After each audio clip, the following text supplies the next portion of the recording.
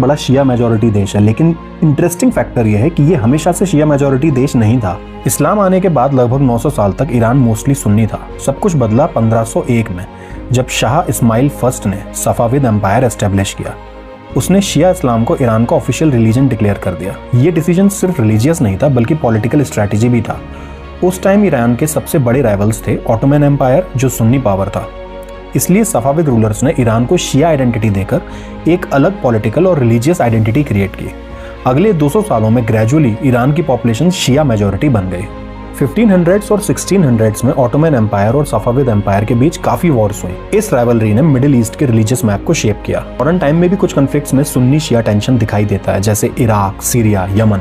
लेकिन एक्सपर्ट्स कहते हैं कि आज के वॉर सिर्फ रिलीजन की वजह से नहीं होते, उनमें पॉलिटिकल और रिलीजन पावर का भी बड़ा रोल होता है। आज के टाइम में दुनिया में लगभग 85 to 90% मुस्लिम्स सुन्नी हैं, जबकि 10 to 15% शिया हैं।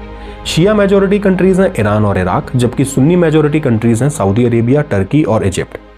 लेकिन एक और बड़ा सवाल अभी खड़ा होता है कि अगर सुन्नी और शिया के बीच में इतने सारे डिफरेंसेस हैं, तो फिर ईरान और इजराइल के बीच इतनी बड़ी दुश्मनी क्यों है, और क्यों ईरान बार बार इजराइल के अगेंस्ट खड़ा नजर आता है। इसी को हम अपने नेक्स्ट वीडियो में समझेंगे। ईरान वर्सेस इजराइल, ये दुश्मनी शुरू कैसे हुई।